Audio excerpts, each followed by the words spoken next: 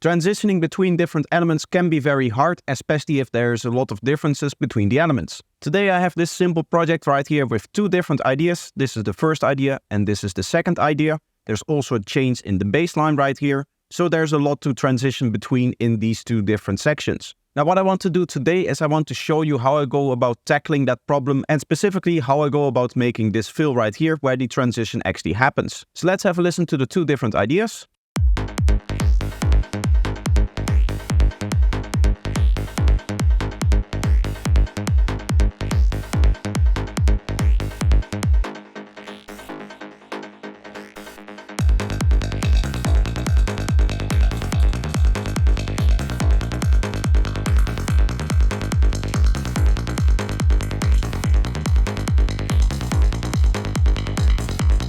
As you can hear, we start off with a very bouncy idea, including the progressive bassline that this has, and then it goes into a rolling kick and bass with a little bit more of a generic sequence on top of that. Now, before we continue, I do quickly want to say that it is the final few days of the Gumroad sale that I'm running.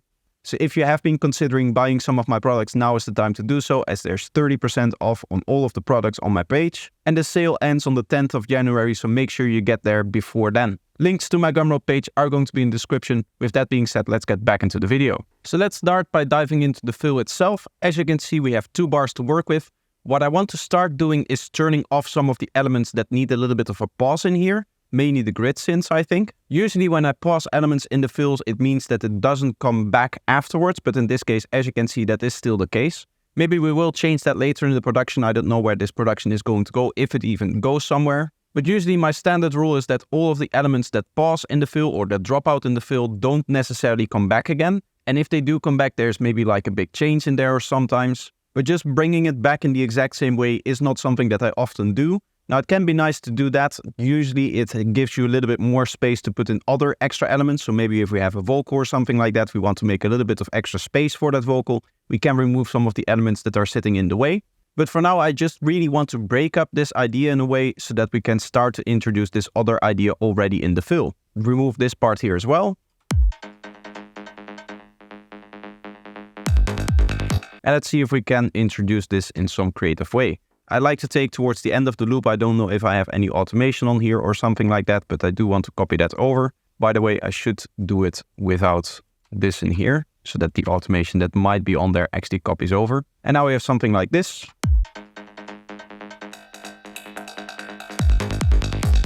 Not necessarily the most interesting transition. One just stops and then the other one comes in. So what I'd like to do is add a little bit of something in between, maybe something like a drum fill. So in this case, I just used MT Power Drum Kit 2 and I went for this one over here. Took the last part of that and just placed it as a MIDI.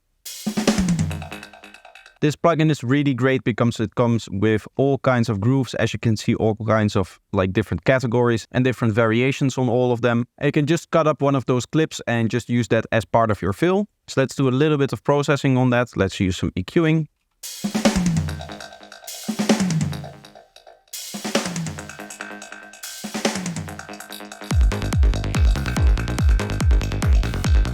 Turn it down a little bit, and what I want to do is complement this with a reverse crash. I'll go into some of the crashes that I might have in here. I think I should have some crashes in here. Something like that is perfect. Just volume down like -19.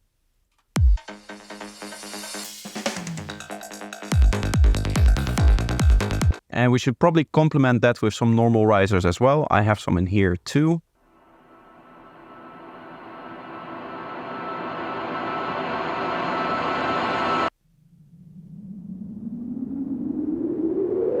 Now there's several ways for these risers to actually work with your fill. As you can see right now, it's halfway across the fill, so it indicates the start of this drum fill here, and then it goes into the synth and it goes into the rest of the track.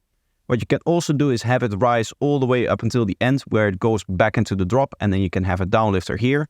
This usually works really well if you really want to hype up the energy towards the end of the fill, or if there's a very high element in your fill and that is stopping in the fill, you can do it like this, where it just rises up until the beginning of the fill, and maybe you have like a little crash here or something, or like an impact sound, and then the main energy part of the sound stops and it actually helps you transition into a lower energy level, for example.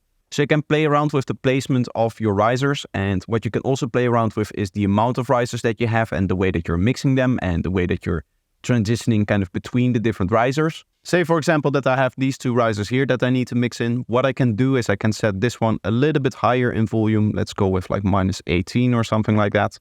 Doesn't have to be that precise actually. And I'd set this to maybe -20 something. 20, let's go like that. What will happen is that first this sound is going to come in, but towards the end here, it's going to be overpowered by this louder volume sound in here. So you're kind of morphing between this sound and this sound in this particular part of the track.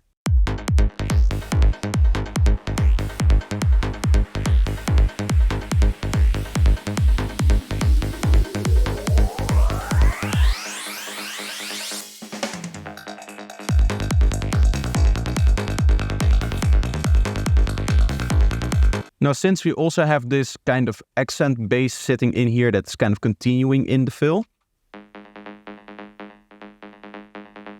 it's almost acting like a little bit of a sequence. What I think works better if we turn this all the way off here and we have some kind of special element in here maybe.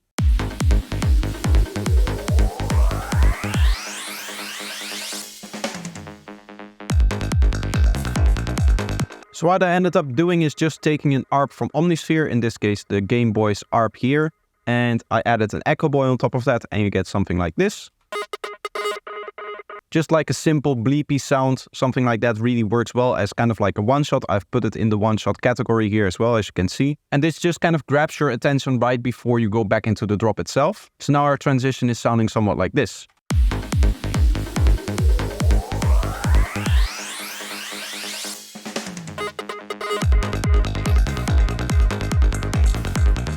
Now there's a lot more that we can add to bring a little bit of extra interest. One of the tricks that I've been recently using is using the same snare 4 times in a row. And I have this category of like big snares for that.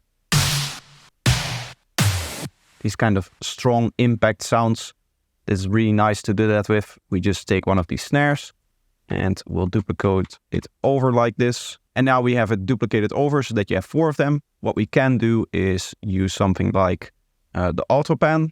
I have a default preset for the auto pan that already works with this. You can just copy over these settings, but this essentially allows me to pan every hit either left, right, kind of like alternating like this. And what we can do is we can just automate that in over time so that it starts in the middle and it just kind of pans to the left and the right as it progresses here. And we'll add a little bit of EQ to that so we can do some filtering as well. Let's remove the lower frequencies here and just slowly filter in the high frequencies. And now we'll add this with the volume.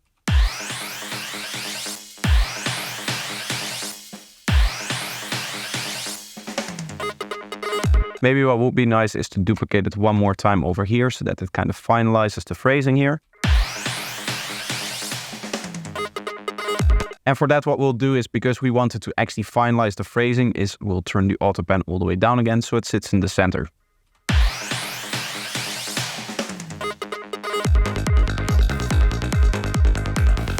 Maybe a little bit of extra filtering on this one would also be nice. So I'm just going to filter this in again. And we'll do that with a little bit of resonance and a little bit of saturation on the filter as well.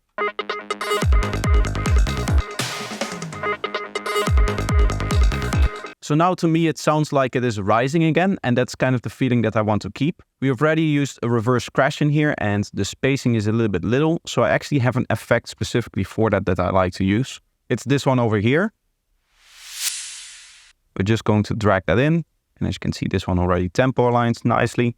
And this just helps with the transitioning in very short spaces like this, where we just have like half a bar to transition from the element itself and then just going into what's happening in the next part of the drop.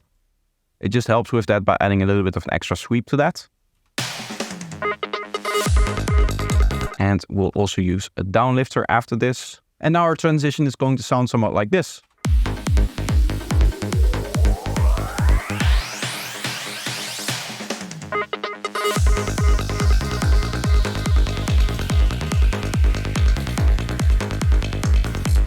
Now, one of the things that is currently missing from this track, but it's very obvious that it should be there, is some top drums here. This is a very high energy section of the track, and I would argue even this is. Like, if you were to put this in the track, I would already have something like this. I'll just move it so that we can make the example here. Let's say that this is somewhere in the middle of the track. I would probably have this kick and bass playing earlier already, maybe even 2 sections before this, so that you can really build up to this part here, to this transition here. I recently did a video on an already made fill in which I really went into depth on how the transition also works. If you haven't seen that video, and a lot of you did see that video, you may know what I'm talking about here, but it needs a little bit of time to actually build up to the point where you can actually do a transition like this. Like, the listener needs to get used to this bass line over here already, and there's probably going to be some more fills in here. So if this was like a natural structure, you would look at it like this. So you're going to have your section where there's just kick and bass, and then there's going to be some drums in here accentuating the groove even more, and there's going to be extra sequences and stuff like that. Here it's probably just going to be one shots.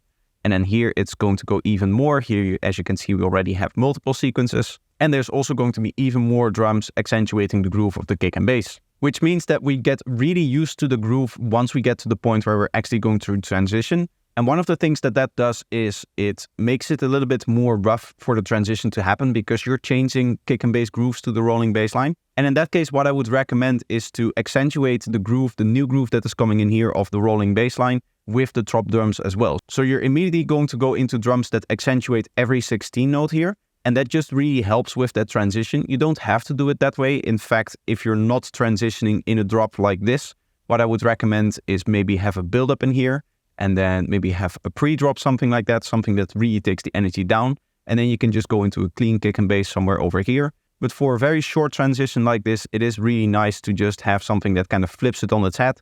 In this case, it's mainly this element doing that, because it's this one unique one shot that just kind of comes in, plays once, has a big delay on it, and then it fades out over time again. Now, this is just kind of like the idea of it. In fact, none of this is finalized. As I said, I don't know if I'm ever going to do more with this track outside of this video. But usually what I'll do is I'll sit on it a lot and I'll refine it over time and usually add more and more elements. As you can imagine, at some point I'm going to be adding more one-shots to this part of the track, so maybe some of those carry over into the fill. Maybe there's going to be a big impact shot over here as well, because now this downlifter feels a little bit empty, as in it's really just this downlifter kind of like adding the energy to it, and the sequences don't really have enough energy of their own. And as I said, there will be drums in here as well, and there will be drums in this part.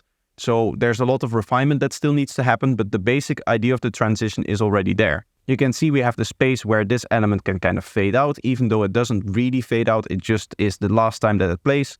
And then we have this kind of big impact, or this big rise up to this point here where there's a crash, and then it just goes down again. Here there's a lot of space for the transition to happen. We're not thinking about any of the main elements because there's none playing here.